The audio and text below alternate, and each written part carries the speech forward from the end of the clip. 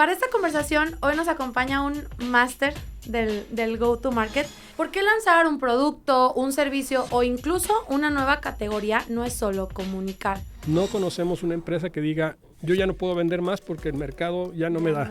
¿No? Siempre hay espacio para crecer, para mejorar. Una condición hoy que no puede estar excluida de ninguna manera en la toma de decisiones de cualquier tipo es el factor riesgo. El pensamiento creativo se está viendo comprometido ante esta dinámica en donde ya casi para todo estamos acudiendo a los GPTs y cosas por el estilo. Hay que tener prudencia. Si tu propuesta de valor se basa solo en el precio, es correcto. Pues estás en una posición muy riesgosa porque así te la tumban. La innovación no es en el proceso solamente, no es solamente en el producto, es en la persona. Todo. Y ahora la instrucción que hay que bajar al equipo comercial y de mercadeo es un sales playbook. Vamos a hacer esto en este orden, en estas fechas, con estas campañas. Hay una estrategia de negocio. Ajá. Esa estrategia de negocio tiene un nombre y apellido. Esa estrategia de negocio y normalmente el apellido ineludible es digital. Hoy es súper crítico saber a quién le estamos vendiendo. Claro. El famoso fenómeno de las tribus o la microsegmentación. Y lo tengo que decir como sucede. Tristemente vemos que llegamos a veces a ciertas empresas y preguntamos esto de manera muy específica. A ver, explícame desde el punto de vista comercial, como punto de partida, cuál es tu propuesta de valor. A veces no hay respuesta. A veces hay tantas versiones como personas hay en ese ejercicio. O es una propuesta de valor frágil o que ya caducó. Y es tan importante porque la propuesta de valor tiene una relación directa con el modelo de negocio. Claro. Bienvenidos a Alquimia Podcast, el espacio donde exploramos cómo la estrategia, la innovación y los negocios se conectan para generar resultados reales. Hoy vamos a hablar de un tema fundamental para cualquier empresa que quiera crecer de forma ordenada y sostenible, el go-to-market. ¿Por qué lanzar un producto, un servicio o incluso una nueva categoría no es solo comunicar? Es diseñar un sistema comercial, un sistema operativo y estratégico que nos permita convertir intención en ventas. Para esta conversación, hoy nos acompaña un máster del Go-to-Market. Él es un experto con más de 30 años liderando crecimiento, transformación digital y estrategias de Go-to-Market en América Latina y mercados globales. Alejandro Aramburu, cofundador y senior consultant en Rúbrico, asesor de equipos directivos en estrategia comercial, optimización digital y transformación empresarial. Ha ocupado roles de liderazgo en empresas como Cisco Systems, Unified y Grupo APSA, impulsando la innovación y el crecimiento a escala. Bienvenido. ¿Qué tal, Tania? ¿Cómo estás? Qué gusto. Muy bien, gracias por invitarme a estar compartiendo algo de lo que hacemos como Rúbrico y de lo que personalmente me apasiona, que es el tema de la comercialización y las estrategias de go-to-market. No, muchas gracias por aceptar esta invitación. La verdad es que van a ver, esto va a ser una joya. Saquen su pluma, su lápiz, su tablet o todo para que vayan tomando notas porque esto, vayan a ver, va a ser como una asesoría, una consulta, pues, muy, muy buena. Entonces, pues bueno, arrancamos y con lo esencial. Muchas empresas, como todas, pues quieren crecer en ventas, ¿no? Pero no siempre tienen esta claridad de cómo llegar ahí o esta claridad comercial, ¿no? Tienes tu producto, tienes lo que parece ser una ventaja competitiva, tienes bien estructurado tu precio, sabes a quién lo quieres vender, pero dices, pues me aviento y empiezo a vender o le cargo todo al marketing o no, ¿sabes qué? Le voy a cargar todo a mi equipo de ventas, o sea, no vemos que haya un diseño claro de cómo puedo llegar a estos objetivos puntualmente en temas de comercialización al momento también de hacer un business plan, ¿no? Entonces, pues bueno, ¿cómo se ve para ti una empresa que vende sin estrategia? Como iniciando así de ceros. Muy bien. Pues tocas un tema muy importante que me parece que es una situación que está muy normalizada en los negocios y no es algo nuevo, es algo que tiene o prevalece por demasiado tiempo y es el hecho de que la perspectiva de la forma en que las empresas quieren desdoblar comercialmente no necesariamente está bañada de diseño. Son cosas que emergen de un alto grado de intuición, muy orgánicas, muy intuitivas. Y lo interesante del caso es que en muchas ocasiones funcionan y funcionan bien y hacen que las empresas crezcan. Lo que nosotros y lo que yo afirmo, digo nosotros como compañía asesora en estos sentidos y yo como individuo y consultor puedo decir, es que si a pesar de que podemos hacer cosas orgánicas o con alta intuición, alta creatividad y que impactan y funcionan en el crecimiento de las empresas, cuando nosotros le ponemos la capa de diseño a la práctica comercial, las cosas suceden de manera diferente. Claro. Y me voy a ir un pasito atrás, Tania. Hoy nosotros no conocemos ninguna de las empresas que hayamos asesorado desde la fundación de Rúbrico que nos puedan decir que su problema sea una restricción de mercado. Okay. Es decir, no conocemos una empresa que diga, yo ya no puedo vender más porque el mercado ya no me da. ¿No? O sea, siempre hay espacio para mejorar y para crecer. Siempre hay espacio para crecer, para mejorar. Y esta creencia de que potencialmente puede haber restricciones, son restricciones que más bien están en nuestro control aliviarlas, ¿de acuerdo? Okay. Y eso es diseñar estrategias comerciales, estrategias de go-to-market y ordenar empresarialmente estas perspectivas para ser mucho más eficaces, es decir, hacerlo correcto y de manera muy eficiente es hacerlo con los menos recursos. Claro. Entonces esto merita una arquitectura empresarial, una definición clara de un modelo de negocio, de un modelo operativo y en lo que toca específicamente a la comercialización, pues un ordenamiento, ¿no? Pues eso a mí me suena como excelentes noticias porque pues básicamente le estamos diciendo a los empresarios o a las marcas que el espacio para crecer está en su cancha, está en su mesa. Exacto. Todos los factores que se pueden modificar para poder incrementar mis ventas están bajo mi control. Claro. Ahora es, pues, determinar cuáles son las piezas que debo de mover, hacia dónde y pues con qué plano, con qué estrategia, ¿no? Como me comentas. Pero a mí eso me suenan como excelentes noticias, porque si ya me dices, pues está todo ese potencial, pero está fuera de tus manos, no, pues gracias, ¿no? ¿Para dónde me hago? A ver, hay cuestiones contextuales que sí inciden en el mercado y a veces lo comprimen, a veces lo restringen. Normalmente no lo anulan. Vemos fenómenos ambientales que a veces hacen que el mercado se ralentice o se acelere y todo eso está bien, eso es observable. A veces es muy poco lo que podemos hacer, es simplemente observar y actuar, pero en lo que nos toca actuar hay mucho espacio para mejora. Una de las cosas fundamentales es entender la dinámica de crecimiento que queremos, porque a veces cometemos el error de generar expectativas de crecimiento que no son nada realistas. Entonces todo parte de principios básicos de diseño. Okay. ¿Cuánto quiero crecer? ¿Por qué quiero crecer eso?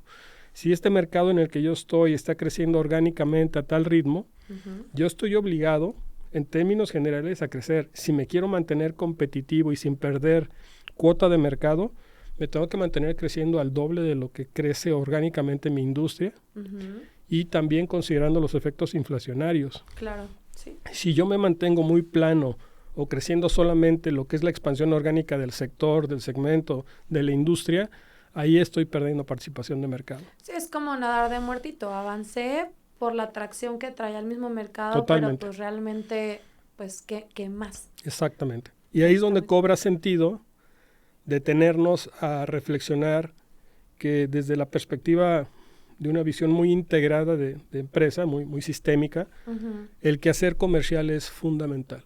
¿Por qué? Porque pues son los pulmones de la organización. Claro. Es lo que le inyecta el oxígeno a la organización, es donde se genera la riqueza y entonces debe haber un diseño muy específico, riguroso, elegante, bien pensado, para entonces que nuestra perspectiva de posicionamiento del mercado sea sólida y no padezcamos estos problemas de falta de tracción, crecimientos que no sean deseables y que nos descoloquen desde el punto de vista de cuota de mercado.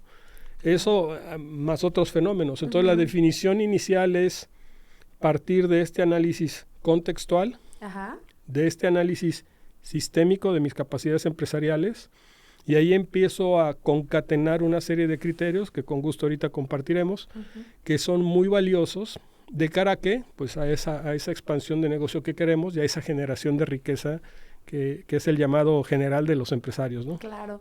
Entonces, sí debemos de partir de una conciencia o un conocimiento en términos, pues, de factores externos, es decir, cómo está el mercado, cómo está el crecimiento, la inflación, todo esto que me comentas, y luego también ver hacia adentro de la organización y ver qué capacidades tengo. Correcto. Esos serían como esos primeros 2 pasitos para yo poder diseñar ahora sí un plan y una estrategia, ¿no? Como comentas. Para yo mejorar el desempeño de un sistema empresarial, siempre tengo que entender bajo qué contexto está inmerso esa empresa, o sea, qué está sucediendo en el contexto, Así competitivamente hablando, desde el punto de vista de las dinámicas y fuerzas que reconforman al mercado, de mi propia oferta.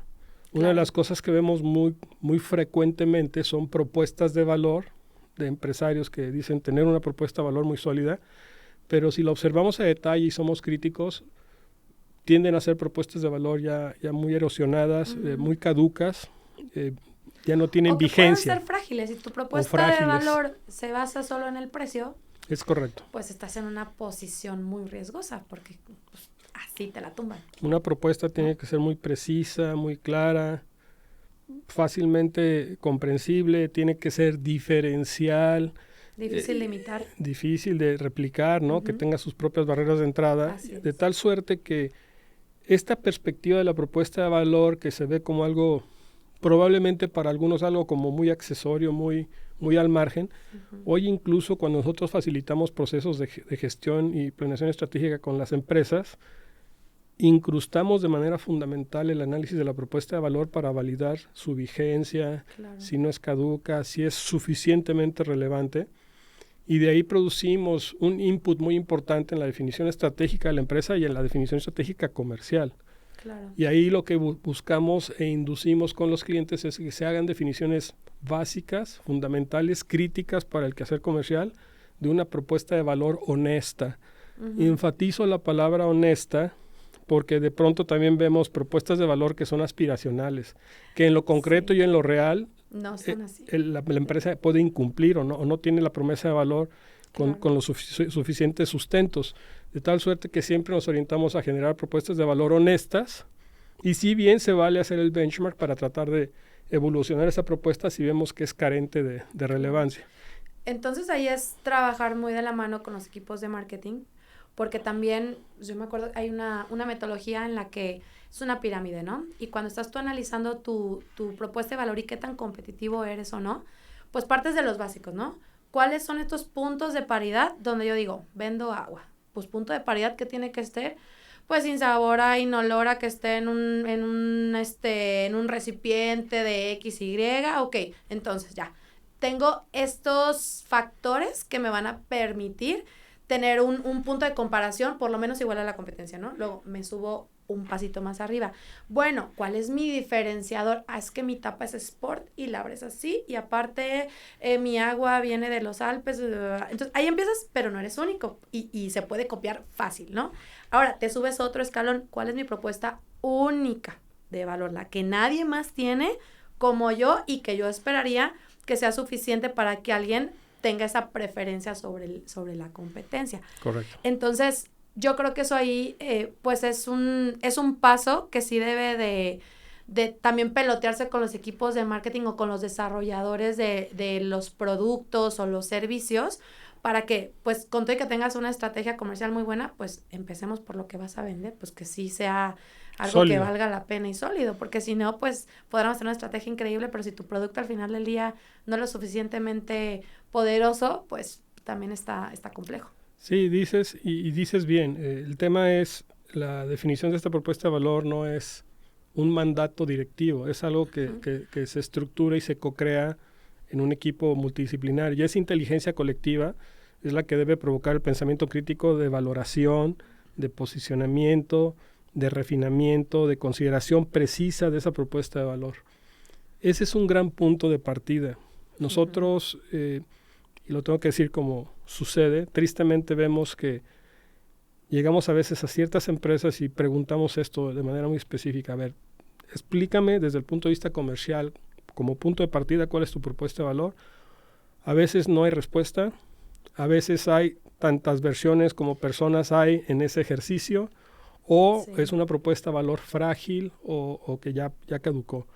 Y es tan importante porque la propuesta de valor tiene una relación directa con el modelo de negocio y con el modelo operativo. Entonces, si tengo una propuesta de valor que no se entiende, que no está definida, que no es vigente, pues entonces la pregunta es si el modelo de negocio está atendiendo a algo superior que inspira en la promesa de valor y en la operación.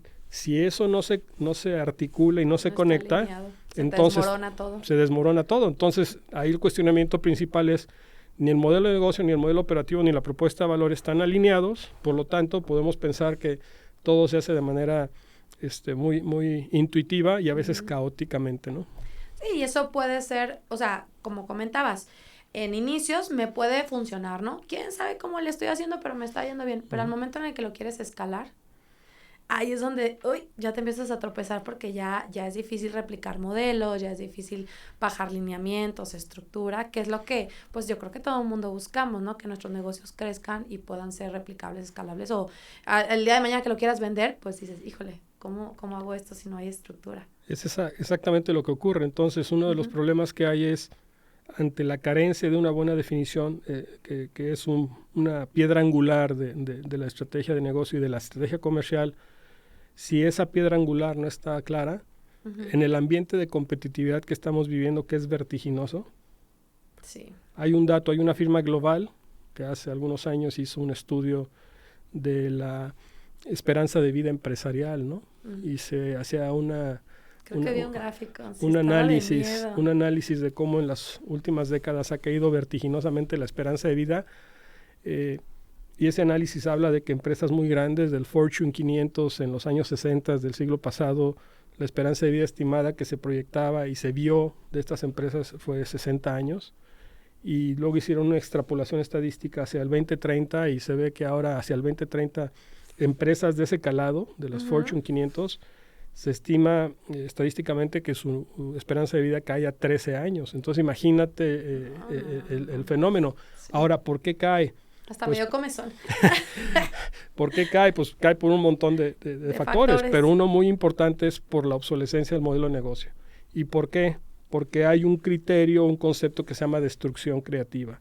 Siempre vendrá alguien, desde el punto de vista del ámbito empresarial, que va a venir a redefinir la lógica de ese sector, ese segmento, esa industria, y va a romper todas las formas y estructuras previas y rápidamente se va a posicionar en el mercado. La destrucción creativa es un fenómeno económico que ha sido estudiado por ya más de un siglo, porque fue creado a principios del siglo pasado, pero es un tema que sigue vigente, es un tema que económicamente existe, persiste y seguirá redefiniendo la lógica de la disrupción a través de un pensamiento creativo muy potente, ¿no? Pues, por ejemplo, ahorita pensando en ejemplos, pues así llegó Airbnb.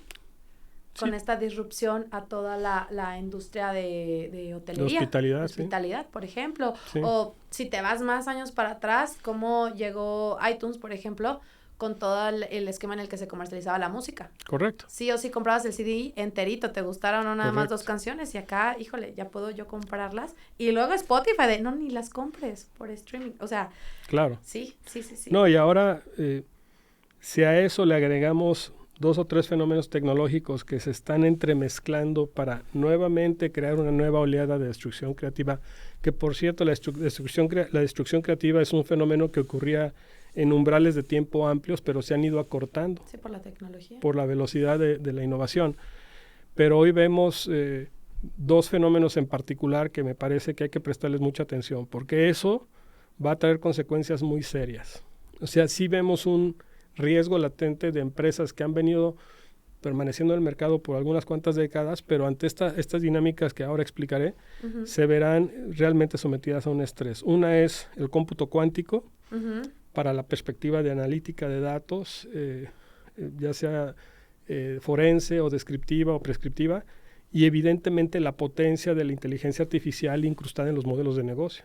Que eso, hasta la fecha, todavía se cuestiona la utilidad y el valor, pero las empresas que lo están usando y lo están usando bien y están haciendo la alineación concreta a través de una definición de un centro de excelencia y de las prácticas y de las buenas prácticas para definir los casos de uso, van a separar sustancialmente a ciertas empresas de sus competidores. Entonces, no hay que minimizar, no hay que pasar por alto este asunto. Los fenómenos exógenos y el análisis endógeno o interno contextual son determinantes.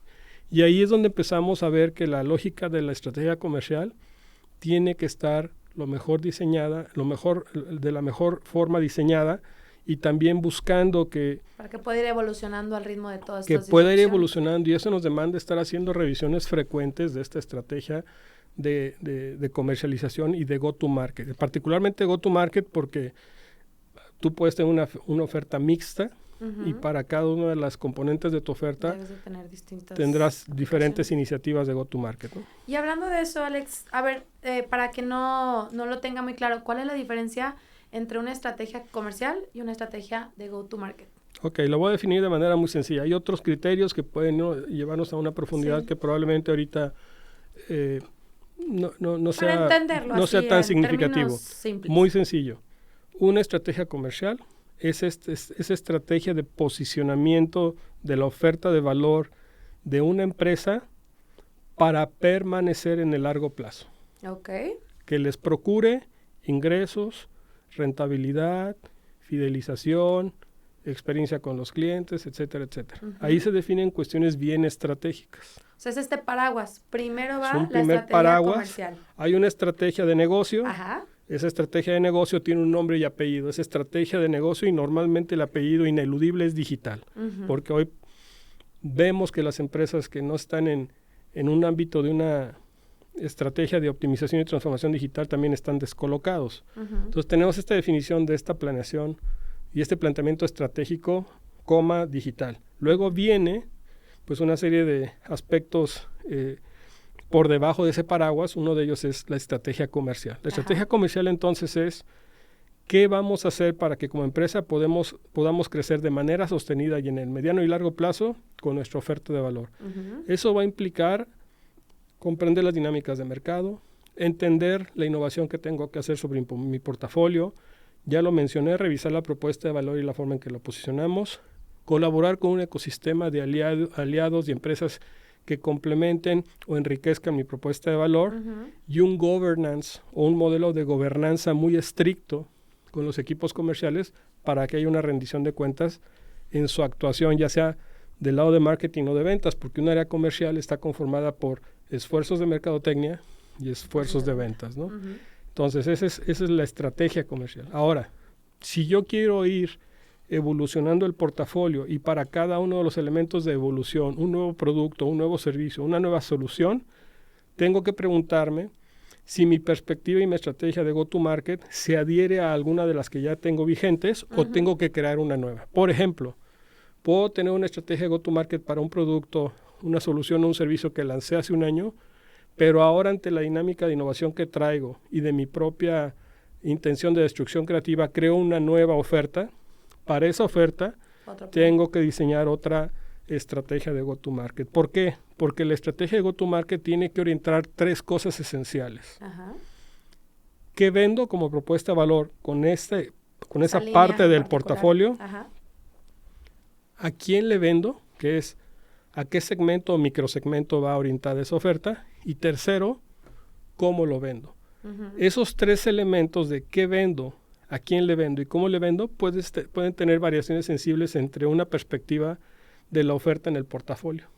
Puede ser que una oferta sea orientada meramente a producto y otra a una combinación de producto-servicio y otra, por ejemplo, a analítica de datos. Entonces, cada una de las cosas que se comercian, la pregunta es si merecen un go-to-market diferente por definición para poder identificar cómo se alinea la propuesta de valor, quiénes son los segmentos que van a tener una buena escucha de mi propuesta de valor y se van a enganchar, y cuáles son los mecanismos para atender ese mercado a través de esfuerzos directos, omnicanalidad, esfuerzos mercadológicos muy nutridos a través de toda esta lógica del marketing digital o del revenue marketing, etcétera, ¿no? Entonces todo eso se construye, se diseña y diseñando todo esto se ven efectos relativamente tempranos de cómo se empieza a conformar una práctica más rigurosa que le dé sustento formal a la estrategia comercial y procure más ingresos y más rentabilidad. Y de una manera más eficiente, porque este plan me permite no pulverizar mis esfuerzos,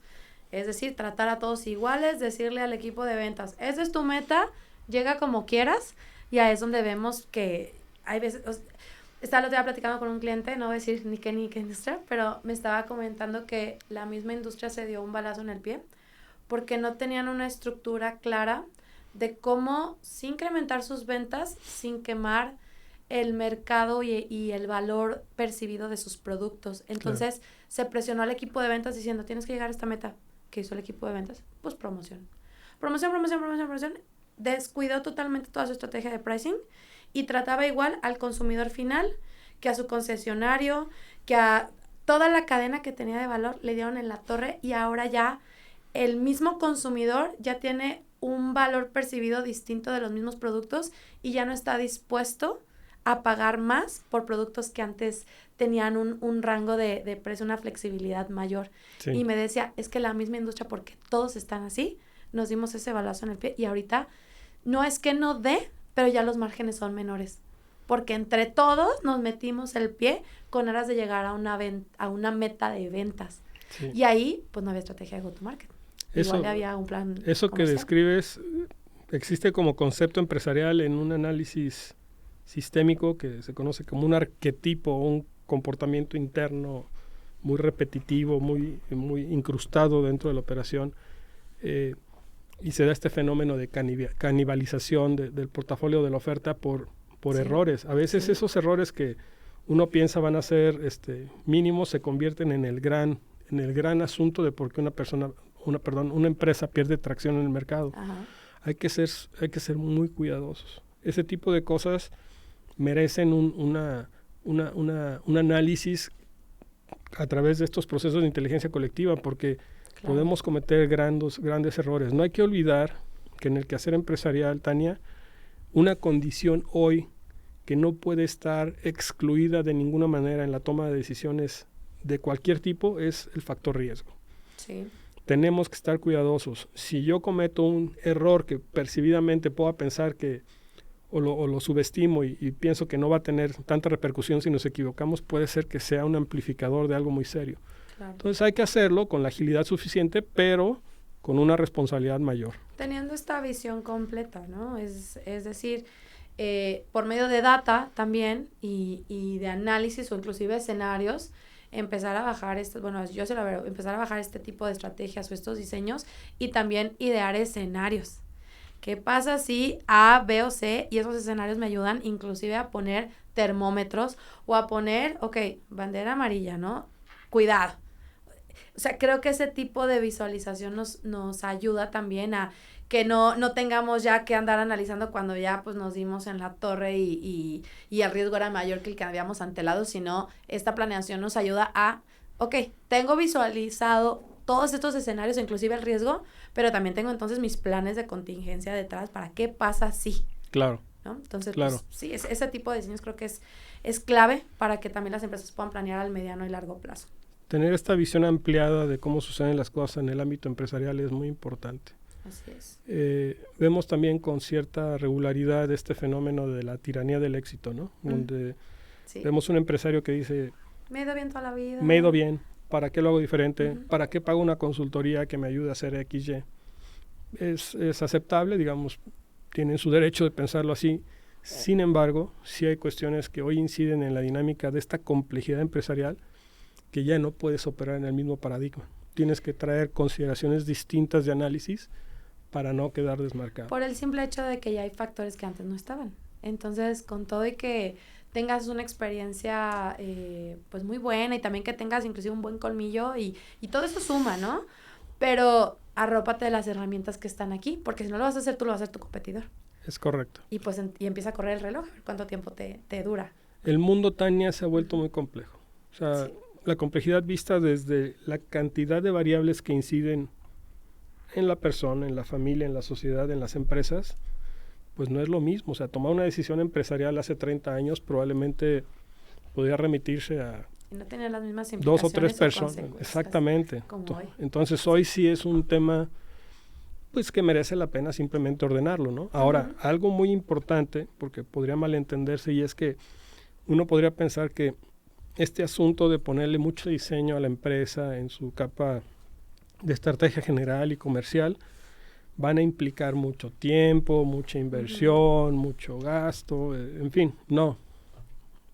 Nosotros a veces corremos esfuerzos de definición de estrategia comercial que no pasan de una semana. y empiezan a ordenar de manera muy natural y muy clara todos los esfuerzos comerciales, siendo uno de esos elementos el más importante es el modelo de rendición de cuentas. Sí, y ahí creo que también es perderle el miedo un poquito a pues también abrir hacia adentro la empresa y, como dices, ser súper honestos y decir, me va a doler en el orgullo, me va a doler en el ego, pero a ver, ¿en serio estoy teniendo este accountability con mi gente? ¿O en serio mi producto es tan bueno como yo estaba creyendo? Y como dices, pues ese tipo de reflexiones, si tienes la data, no te van a tomar meses, pero simplemente que te atrevas también a poderte asesorar de ojos nuevos o externos que nos puedan ayudar a hacer esas preguntas difíciles o incómodas o inclusive que pudieran verse como un reto. O sea, creo que es tener esta valentía. Claro. Vaya de decir, híjole, ok, me voy a echar el clavado y en una de esas algo súper bien parado y me dicen, mira, con que le ajustes aquí o acá, o también nos dicen, estaba súper a tiempo, qué bueno que tomamos esta decisión y vamos haciendo un plan para movernos de punto A a punto B. Sí, esa apertura es fundamental. Es clave. Esa apertura es clave. Sí. Y algo interesante que recién mencionas también, de muchas cosas que has mencionado que son importantes, está el tema de esta disposición y aparte una condición profesional muy importante de tomar decisiones basadas en datos. Fíjate que hace poco, también sin mencionar quién, ni cuándo, ni cómo, pero estuvimos atendiendo a un cliente que su mercado natural, bueno, tiene distintos modelos de canal para posicionar productos de consumo y tiene particularmente en su cadena y en sus socios de negocio empresas de gran calado, ¿no? De retail. Y ante el análisis numérico y estadístico y de la información que teníamos a la mano de ventas ante estos canales, pues empezamos a detectar que estos canales que ellos estimaban que eran los mejores que tenían, de 15 o 20 años, pues les probamos que por toda la astringencia que tenía la relación, las devoluciones, los descuentos que se tomaban y se adjudicaban de manera natural, etcétera, etcétera, en lugar de estar ganando dinero, estaban perdiendo dinero. La recomendación estratégica fue, termina estas relaciones de negocio porque no te están funcionando, te están quitando dinero y te están mermando tu rentabilidad. Tú piensas que por el renombre de la empresa de retail que te representa con tu marca en el mercado, está haciendo... llegas a cierto nivel, ¿no? Estás en cierto lugar y pues puede ser un tema nada más de vanidad, decir, es que mi producto se vende en X lugar. Y eso fue evidenciable con esa data. Con los números, ¿no? sí. El sentimiento incluso de la persona que era responsable como Key Account Manager de esa cuenta, pues pegaba el grito en el cielo diciendo, ¿cómo pueden pensar que mi cuenta es la que no nos está produciendo valor? Pues le dijimos, mira, pues siento decirte que sí, pues al menos por los números y la evidencia de los últimos 5 años esta empresa les ha provocado más que ganancias, pérdidas. Es una decisión estratégica si quieren continuar o no, porque a lo mejor la decisión estratégica es continuar porque la marca te da reputación y posicionamiento. Pero ya es una decisión tomada y ya dices, ok, me va a costar estar ahí, pero me da X tema en posicionamiento. O ¿no? me da un margen mínimo o incluso me lleva a pérdida, pero me conviene por X o Y. Porque me ven ahí. Pero tiene que haber una explicación, pero claro. no había esa visibilidad. No, creías que era tu super canal y pues casi le estabas poniendo. Exactamente. Sí. Es lo bueno del análisis. La verdad es que, pues como dices, a veces van a salir cosas que no nos gustan. Es como cuando vas al doctor, pues ni modo. O sea, si estás yendo es para ver qué podemos mejorar para poder llegar a nuestros objetivos. Oye, Lexi, hablando de conceptos, no sé qué tan familiarizado está aquí nuestra audiencia con eso, entonces me gustaría que nos apoyaras, a ver qué nos puedes decir. Sí. Se escucha mucho dentro del go-to-market todo el tema de sales motion y sales playbook. Uh-huh. Es un táctico, es parte de una metodología, es algo que sí o sí debemos de considerar dentro de nuestras estrategias. Sí. ¿Qué es? Totalmente, es algo que tenemos que considerar en las estrategias de go-to-market, ¿no? Uh-huh. Hacemos definiciones esenciales de enfoque estratégico, de lo que ya mencioné, qué vendemos, a quién le vendemos, cómo vendemos. ¿Qué es el sales motion? En esa perspectiva, para el qué vendemos, a quién le vendemos y cómo vendemos, yo puedo tener uno o varios sales motions, que es básicamente aspectos todavía no tan tácticos, pero de definición específica. Es decir, tengo este producto, este servicio, esta solución, que la voy a colocar en distintos mercados. Cada una de estas colocaciones en distintos mercados merece un sales motion, que es un enfoque subestratégico, ¿de acuerdo? ligado a la estrategia de comercialización y de go-to-market. Cuando yo tengo definidos los sales motions, por ejemplo, puedo decir, tengo el producto A, B y C, tengo un sales motion definido para el producto A, otro para el producto B y otro para el producto C, y ahora la instrucción que hay que bajar al equipo comercial y de mercadeo es un sales playbook. Que es digamos que es la receta de cocina de vamos a hacer esto en este orden, en estas fechas, ya con estas campañas. Y el sales motion es como el ente agrupador de un aspecto semi-estratégico, diría, no lo veo en el orden, porque la suma de estos sales motions definen la estrategia de go-to-market. Pero luego el playbook ya es tal cual, como la receta y sigue estos pasos, ten este modelo de governance, ten estas tácticas, ten estos aspectos a considerar y todo se concatena de arriba hacia abajo. ¿Y tú recomiendas que ciertas empresas de cierto tamaño cuenten con estos materiales o aplica para todos? Aplica para todos. Aunque seas una pyme, aunque tengas solo un producto. Para todos, absolutamente para todos. Y de nuevo enfatizar que no por el hecho de que suene así como demasiado complejo en términos de diseño, no lo es, porque son cosas que se pueden hacer en la justa medida de las necesidades de la empresa. ¿Por qué? Porque son conceptos que simplemente los vas a abreviar o los vas a hacer esbeltos para que tengan acoplamiento con las necesidades de la empresa, sea una microempresa, una pyme, una mediana empresa, un corporativo, pero sí merece la pena ponerle diseño. Una y otra vez le decimos a los clientes, todo esto que se escribe en los libros de cátedra de las universidades, de investigaciones de X o Y, funcionan de maravilla si lo sabes usar. Tienen un porqué. Tienen un porqué. Entonces, una de las cosas que buscamos nosotros hacer es hacer que eso que a veces suena así como etéreo, complejo, disuasivo, pues lo aterricemos de una manera concreta, clara, en el justo nivel de entendimiento del momento de madurez que tiene la empresa. Por ejemplo, nosotros tenemos distintos artefactos y herramientas para medir la madurez de una estrategia comercial, para estimar la madurez de las estrategias de go-to-market, incluso para estimar la madurez de un equipo comercial. Porque un equipo comercial que no tiene ciertos niveles de madurez no va a lograr los desempeños esperados en la empresa. Y ahí ocurren una de dos cosas. O desarrollas el equipo o te traes al talento adecuado para operar tu estrategia.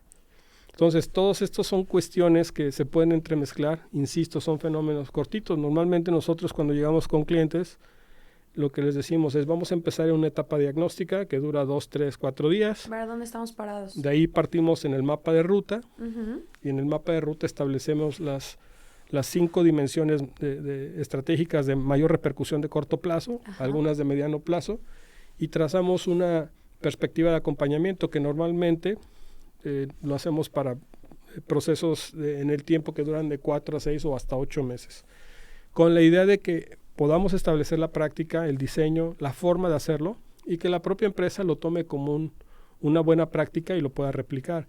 Si en el tiempo requieren algo más de asistencia, regresamos, pero lo que nos gusta es generar el valor, llegar a intervenir, generar el valor, describir ese valor bien claro, empezar a probar el valor y ya pues en la medida de lo que el cliente necesite, pues poderlo acompañar más tiempo, ¿no? Claro. Pero el perpetuarnos ahí, pues tampoco no es una intención que se busque. Que se busque como tal. A veces sucede que duramos un poco más de tiempo porque creemos que nuestros procesos, con la eficiencia que los hacemos, generan el valor, generan la evidencia y ya después es cuestión de irlo perfeccionando. Entonces sí hay procesos en donde intervenimos de corto plazo y luego ya los asistimos una vez por trimestre o cada vez en cuando haya que rehacer algunas cosas o haya dudas o cuestionamientos específicos de esa estrategia. Esto me gusta porque justo ahorita iba a tomar o iba a continuar con el tema de la velocidad que puede esperar una empresa en el revenue si empieza a aplicar este tipo de estrategias o inclusive, pues ya no sé si sean estrategias, creo que ya también pudiera ser un tema de cultura también de la empresa o de la organización, que es decir, oye, es que esto así se debería de hacer las cosas y es algo que adoptas y que vas evolucionando, no, hoy llegó un asesor, me dio la estrategia y pues nos vemos el próximo año para que me digas cómo hacerla otra vez, porque, ¿sabes? O sea, que se vuelva parte ya también de la esencia de las marcas, esta manera de operar de una manera sistémica. Pero en tema de velocidad, ¿Qué tanto han cachado ustedes que se puede acelerar el proceso de venta, como tú comentas, desde un punto orgánico a cuando yo estoy diagnosticando si mi equipo de ventas es lo suficientemente maduro o no, si mi propuesta es fuerte, es débil o es fácil de replicar? O sea, todos estos factores que estamos platicando, ¿cómo consideras tú que podemos acelerar ya para que nuestro empresario pueda verlo reflejado en sus bolsillos? Esa es la pregunta que más generalmente recibimos, ¿no? Es, oye, si yo le invierto con ustedes a que me asistan en este proceso comercial, ¿qué tan rápido voy a ver evidencia? Pues hemos visto distintos casos, ¿no? Una de las cosas que también somos muy precavidos es que cuando llegamos a estos procesos de intervención con nuestra oferta de valor, uno de los factores críticos de éxito es ver la disposición de la empresa porque las cosas ocurran y ocurran bien. Claro. Ese es un punto de partida, ¿no? Me remito a la tiranía del éxito, al anquilosamiento, O que no tengan barreras, ¿no? Como dices, híjole, pues le estoy pisando acá los talones al director comercial porque... Distintos fenómenos que son entre técnicos y no técnicos. Ahora, lo que hemos visto es que la perspectiva de ordenamiento normalmente puede tomar de unos 2 a 4 meses, ¿no? Para generar todo este análisis primario, empezar a crear la buena práctica. Muchas veces preferimos, por el propio análisis que hacemos, y es muy general, o que muy generalmente ocurre, es entramos con prácticas de governance. Es decir, nosotros conducimos la rendición de cuentas. Puede haber un director comercial o un gerente comercial y decimos, danos chance de que en esta etapa seamos nosotros los que llevemos el modelo de gobernanza. Apropia la práctica, úsala, ponle rigor. Si esto sucede y este acompañamiento sucede por 1 mes, mes y medio, 2 meses, dejamos clara la práctica. Si eso se sostiene y, como bien dices, en una forma de ser, no de hacer. Cuando nosotros hacemos consultoría también de estrategia digital, porque también nos dedicamos a cosas de este tipo, le decimos a los clientes, en lo digital tú puedes hacer muchas cosas digitales. Sí. Pero no es lo mismo que ser digital, porque el ser digital implica un convencimiento permanente de un arraigo cultural, de una forma de vida de la organización, que en lo comercial pasa lo mismo. Claro. O sea, no hagas esfuerzos, ¿no? Ya es un mindset donde no haces esfuerzos aislados, discontinuos, que no producen concatenación, fragmentados. Entonces, orientamos a que sea algo que se quede como práctica. Entonces, después de este proceso de 2 a 4 meses de establecer el diseño, entramos a cuestiones de governance. A veces se hace un poco más rápido, dependiendo, insisto, de la disposición de la empresa o del cliente. Y luego el primer fenómeno que empecemos a ver es de cómo se empieza a nutrir el embudo de proyectos o de oportunidades de negocio.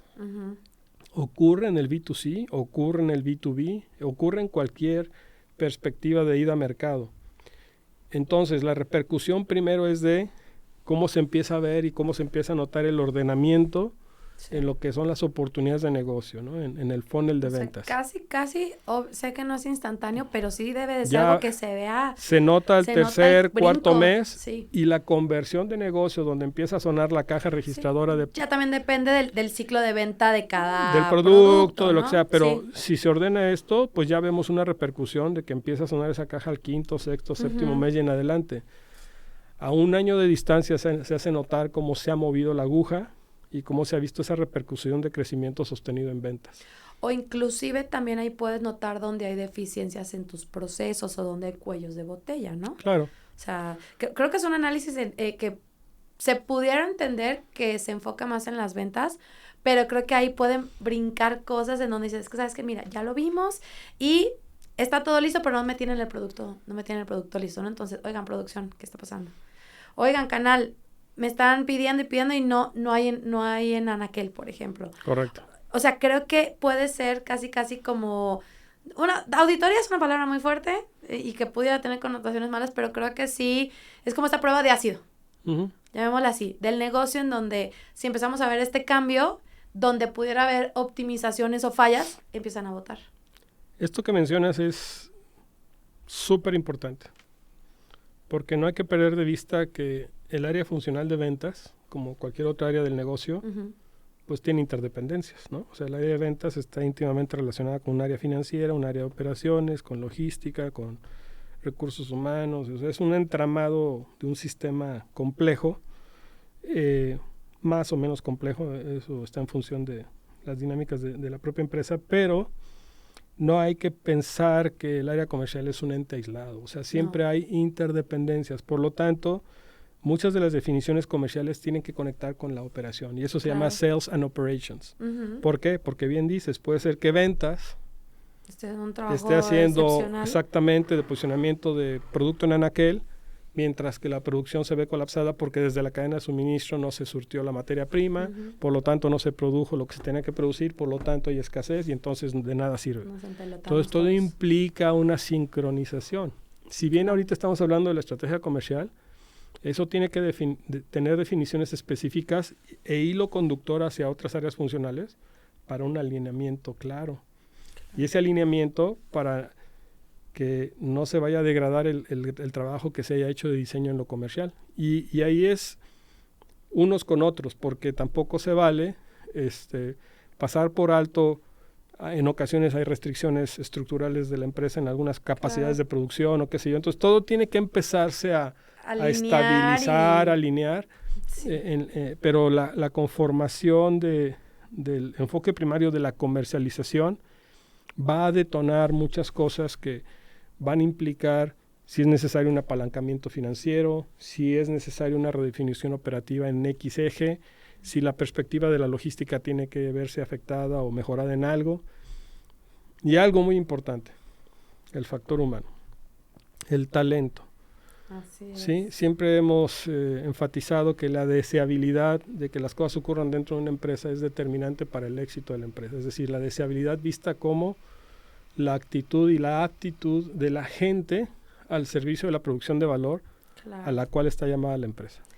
Que ahorita que mencionas el tema de actitud y aptitud, creo que es clave porque podemos traernos, por ejemplo, a un gurú en X tema, pero si no hace clic con la gente o con la cultura de la organización, híjole, o sea, ¿de qué te sirve, no? Y hemos visto así en cantidad de casos. O al revés, vemos la persona que es la más amiguera del planeta, todo el mundo lo ama y todo, pero a la hora que se trata como ya de temas técnicos, que no da una, dices, chin, ¿para dónde me muevo? ¿No? Entonces creo que ahí también aplica, pues ya hasta te estás metiendo en temas de RH o de contrataciones o definiciones de perfiles, métricas, o sea, sí es un ente, pues todo un ecosistema, como ahorita nos mencionas, ¿no? Que tiene que estar perfectamente aceitados los engranes para que todo fluya. Los engranes tienen que trabajar de manera compasada, en la justa medida de esa coordinación que merece el proceso de creación de valor, desde una perspectiva, pues sí, de proceso, de gobernanza. La gente tiene que estar perfectamente adherida a ello.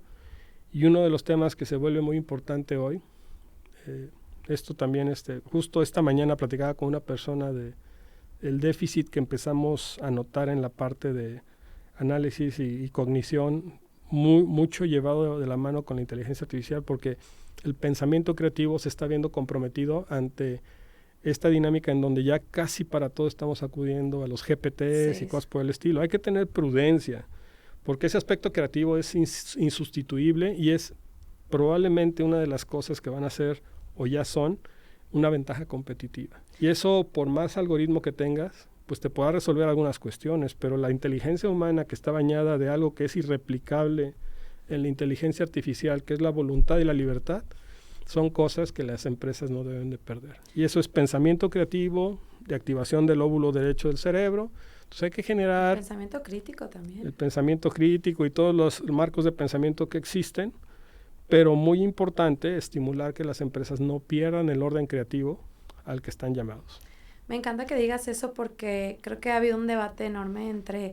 No, es que no hay que negarnos al cambio y a la tecnología, quien diga que utilizar la inteligencia artificial está mal o está todo el otro lado, ¿no? Que pues estas corrientes que dicen, no, es que no podemos empezar a darle todo a la inteligencia artificial. Creo que aquí hablas de un equilibrio muy bueno, pero también a mí me suena como una invitación a que, burdamente dicho, no nos volvamos flojos en dejárselo todo a un GPT y olvidarnos que tenemos capacidad de sí analizar, cuestionar, leer, hasta redactar nuestros propios emails. Claro. ¿No? O sea, al final del día yo creo que la tecnología y todo lo que implica inteligencia artificial nos van a ayudar a optimizar N cantidad de cosas y las empresas deben de adoptar todos estos, pues sí, estos movimientos que ya están aquí o estos factores, pero nunca perder esta conciencia y capacidad crítica de decir, no, a ver, espérame, o sea, ¿qué estoy leyendo aquí? ¿No? Esta es una perspectiva que no puedo evitar mencionar, que es algo muy importante, Tania, estamos en una era donde el constructivismo se hace notar, ¿no? Es esta lógica de aprende haciendo. Uh-huh.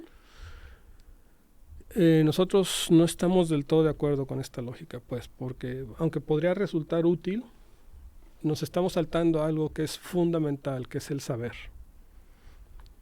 Para yo hacer, primero debo saber. Entonces, saber hacer y saber ser como una competencia profesional. Uh-huh. En esta perspectiva constructivista de aprende haciendo, pues es prueba y error, ¿no? Es como ir con el médico que te va a operar los riñones y decirle, oye, pues... Con la bendición, ojalá te salga bien. Pues no estudié, pero déjame... Pero lo he visto muchas veces. Sí, ya lo vi en una serie, ¿no? Sí, sí. Déjame ver y con la experimentación voy a aprender, no. O sea, eso es de mucho cuidado. Okay. Y en las empresas, desde el punto de vista del enfoque serio que deben tener de aportación hacia el mundo, tienen que saber lo que hacen. Claro. Si soy una empresa constructora que construye puentes, tengo que saber muy bien de cálculo estructural, tengo que saber muy bien de los principios de resistencia de materiales, tengo que saber cosas fundamentales para atender esos puentes. Uh-huh. Oye, no, voy a aprender haciéndolos y si se me caen, pues ni modo, a la sexta me va a salir bien. No es así. ¿Cuál es el problema de la inteligencia artificial? Si es que lo pudiera mencionar como problema, porque no es problema. Yo la verdad es que soy me gusta mucho la inteligencia artificial. El problema es que está apagando el pensamiento creativo y el uso prudencial de la información, porque la inteligencia artificial, si bien hoy tiene menos sesgos, sigue teniéndolos y siempre los va a tener, aunque haya un algoritmo estadístico excepcional y una matemática detrás increíble, por cuestiones de atributos humanos que no son replicables. Uh-huh. Entonces, sí hay que usarla, sí hay que ser prudentes, no hay que apagar el pensamiento creativo, hay que estimularlo. Y la arquitectura empresarial en ese ámbito del sentido humano no es la excepción, ¿no? No es la excepción, de hecho diría yo que es uno de los factores más críticos de permanencia en el mercado y de diferenciación. Claro. Oye, Alexi, a ver, sé que hemos pasado por todo este journey en nuestra conversación respecto a qué tengo que tener identificado, hablamos ya de la propuesta de valor, hablamos de mis equipos, hablamos inclusive de la infraestructura, los recursos que tenemos para poder accionar ciertos temas, como también dependiendo del enfoque de mi negocio, definir si necesito un plan en particular para cada uno. ¿Qué nos faltaría en tema de elementos si yo quiero construir mi plan de go-to-market? ¿Qué no hemos mencionado? Algo que se vuelve muy importante, que lo mencioné de manera muy general, pero quiero ir un poco más a profundidad, es la perspectiva de la segmentación. Uh-huh. Hoy es súper crítico saber a quién le estamos vendiendo, ¿no? Claro. El famoso fenómeno de las tribus o la microsegmentación. La perspectiva de las prácticas de definición de arquetipos, es decir, de patrones de consumo, de consumidores o de audiencias, uh-huh, es muy importante. Cuando estamos hablando en los modelos B2B, ese análisis se conoce como análisis firmográfico, que significa entender bien las dinámicas de mi cliente, uh-huh, y ponerlo dentro de un ámbito arquetípico, dentro de una categoría de un arquetipo específico que defina su industria, su tamaño, etcétera, etcétera, etcétera. Un montón de criterios. Bajar el perfil de la empresa, pero a un nivel... Cual, en una firmografía, para poder segmentar y para que a partir de esa segmentación y esos arquetipos yo pueda definir claramente mis estrategias de go-to-market. Uh-huh. Y lo mismo ocurre, pues evidentemente, con el B2C, ¿no? O sea, uno es el análisis etnográfico, el otro es el análisis firmográfico. Se vuelve muy crítico porque hoy, particularmente en el B2C, pues son increíblemente grandes las posibilidades de segmentación o microsegmentación. Claro. Entonces, si yo desarrollo un producto de consumo y no tengo precisión ni claridad de esa identificación de esos arquetipos, pues podré tener un gran producto, una gran oferta, pero es un disparo al aire. Es un disparo al aire. Y lo mismo ocurre en los modelos B2B. Nosotros hemos hecho esfuerzos con clientes donde les decimos, vamos a cerrar tus segmentos, y en lugar de que estés atendiendo disparando para todos lados, 5 o 7 sectores o industrias, enfócate en estas 3, vas a generar eficiencia operativa, tu estructura de costos se va a ver más reducida, vas a generar un crecimiento más sostenido y la diferenciación va a ser más fácil. ¿Por qué? Porque estás acotando a los segmentos donde tu oferta de valor es relevante. Entonces, ese es un tema que, si bien lo mencioné de manera muy general, toma una relevancia muy importante. Debe tener un capítulo especial, muy específico. Un enfoque muy puntual a tus segmentos. Muy específico. Está relacionado ya también eso, porque de esa definición arquetípica de estos segmentos se derivan muchas cosas. Los KPIs, el famoso Customer Journey, ¿no? Y la práctica de gestión de relación con el cliente en todo ese ciclo de vida comercial que vas a tener con él, para lograr orientarte a algo que es muy importante en los modelos de negocio, que es garantizar experiencias sostenidas en el tiempo. Porque hoy la volatilidad que podemos tener con nuestros clientes es tal que hoy podemos pensar que el cliente que es más fiel y más leal a nosotros, mañana ya está trabajando con alguien más. Claro. Y se vale, porque al final del día también para eso existe todo tipo de ofertas. Sí. Y aquí el objetivo es continuar con esta relevancia. Es correcto. ¿No? Entonces son esos aspectos, y algo que siempre mencionamos a los clientes es: la innovación no es en el proceso solamente, no es solamente en el producto, es en la persona.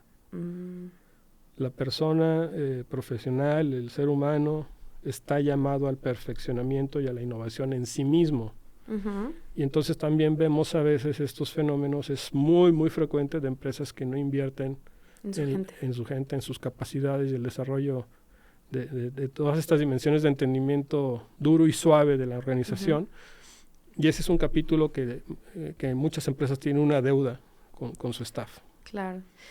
Híjole, pues les dejamos mucha tarea a toda la gente que nos está viendo, porque creo que son muchos factores, son muchos hilos conductores, pero al final del día es tomar esta radiografía, o así lo veo yo, de tu negocio, de tu marca, claro, y entender que todas tienen un peso importante y que tener cuidados todos estos elementos son los que te van a permitir poder no solamente lograr tus objetivos, sino tener este diferenciador muy sólido ante la competencia, y que por ende puedas tener un crecimiento de una manera más eficiente, y también que rompamos la estadística de esto que platicamos de los 13 años, ¿no? De la esperanza de vida de las marcas. O sea, vamos poniéndolo como meta, ¿no? Romper ese 13, sí.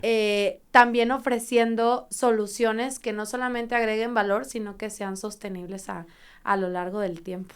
Así es. Entonces son un montón de factores, Tania. Sí. Podemos platicar muchas horas alrededor de esto. En ocasiones nos toca llegar a redefinir planes de compensación porque no son estímulos para nadie en lo comercial. A veces llegamos a redefinir aspectos del propio pitch comercial, del argumento comercial, de la narrativa, del storyline, ¿no? Claro. Y la capacidad de desarrollo de esa habilidad de contar y narrar nuestra oferta de valor. O sea, son varios capítulos, pero el mensaje que yo quisiera dejar así muy importante es que se animen a ponerle orden y diseño. No solo el tema comercial, las empresas, muchas empresas nacen de manera muy, muy improvisada, muy intuitiva, muy orgánica, con un gran ánimo, con un gran empresario y a lo mejor una segunda o tercera generación que está operando un negocio que empezó de manera muy básica y ha evolucionado a ser un monstruo empresarial, en el buen sentido. Pero hay un momento en donde ya no da. Ya hay que ponerle dogma, hay que ponerle diseño, formalidad, para ir al siguiente nivel. Porque este mundo así lo exige. Así es, ¿no? No podría estar más de acuerdo, Alex. Muchísimas gracias por todo este conocimiento, esta asesoría. Los invito también a que los busquen. Voy a poner el link también para que puedan buscar a Alex, a Rúbrico, y también que se acerquen con nosotros en caso de que hubiera algunas preguntas, comentarios. Si les gustan este tipo de temas, también para que podamos tocarlos ahora sí a mayor detalle, que me digan, es que ¿sabes qué, Tania? Hablaron de todo. Podemos dar doble clic a estos 3 puntos. Estoy segura que aquí Alex me dirá que sí a otra sesión acá con un cafecito.